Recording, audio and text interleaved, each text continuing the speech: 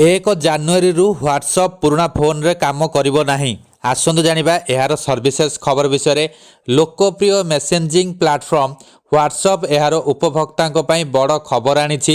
WhatsApp କିଛି Android smartphone ପାଇଁ ନିଜର ସପୋର୍ଟ ସେବା ବନ୍ଦ କରୁଛି। ବାସ୍ତବରେ ମେଟା ମାଲିକାନା ପ୍ଲାଟଫର୍ମ ପୁରୁଣା ସଫ୍ଟୱେର୍ ଏବଂ ହାର୍ଡୱେର୍ ଆଧାରିତ ସ୍ମାର୍ଟଫୋନ୍ ପାଇଁ ସେବା ବନ୍ଦ କରିବାକୁ ଯାଉଛି। ପୁରୁଣା ସ୍ମାର୍ଟଫୋନ୍ରେ ହ୍ୱାଟ୍ସଆପ୍ ନିଜର ସପୋର୍ଟ ସେବା ବନ୍ଦ କରୁଛି।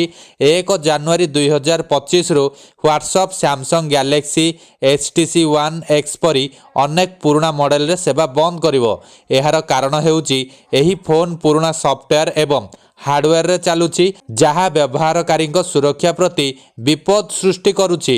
ତେଣୁ ହ୍ୱାଟ୍ସଆପ୍ ଉପଭୋକ୍ତାମାନଙ୍କୁ ଏକ ନୂତନ ଫୋନ୍କୁ ଅପଗ୍ରେଡ୍ କରିବାକୁ ପରାମର୍ଶ ଦେଇଛି।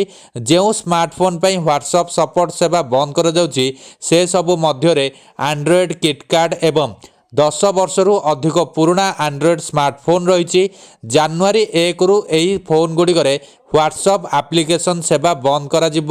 ପୁରୁଣା ଆଣ୍ଡ୍ରଏଡ୍ ସ୍ମାର୍ଟଫୋନ୍ରେ ହ୍ୱାଟ୍ସଆପ୍ ବ୍ୟବହାର କରୁଥିବା ଉପଭୋକ୍ତାଙ୍କୁ ନିଜର ଫୋନ୍ ଅପଗ୍ରେଡ୍ କରିବାକୁ ହ୍ୱାଟ୍ସଆପ୍ ପକ୍ଷରୁ ପରାମର୍ଶ ପ୍ରଦାନ କରାଯାଇଛି। iOS ବ୍ୟବହାରକାରୀଙ୍କ ପାଇଁ ମଧ୍ୟ ସପୋର୍ଟ ସେବା ବନ୍ଦ ରହୁଛି। iOS 15.1 ଏବଂ ପୁରୁଣା ସଂସ୍କରଣ ଉପରେ ଆଧାର କରି ହ୍ୱାଟ୍ସଆପ୍ ଆଇଫୋନ୍ ପାଇଁ ସପୋର୍ଟ ସମାପ୍ତ କରୁଛି। iPhone 5s, iPhone 6, iPhone 6 Plus ପାଇଁ ମଧ୍ୟ ସପୋର୍ଟ ସେବା ବନ୍ଦ କରାଯାଉଛି। ଆଇଫୋନ୍ ବ୍ୟବହାରକାରୀଙ୍କୁ 1 ମେ 2025 ପର୍ଯ୍ୟନ୍ତ ଫୋନ୍ ପରିବର୍ତ୍ତନ କରିବାକୁ ବିକଳ୍ପ ଦିଆଯାଇଛି।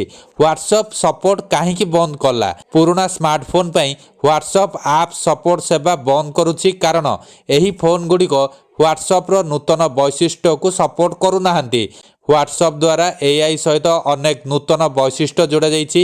ଏହାକୁ ପୁରୁଣା ଫୋନ୍ ସପୋର୍ଟ କରୁନାହିଁ। କେଉଁ ସ୍ମାର୍ଟଫୋନ୍ ପାଇଁ ହ୍ୱାଟ୍ସଆପ୍ ସପୋର୍ଟ ସେବା ବନ୍ଦ କରୁଛି?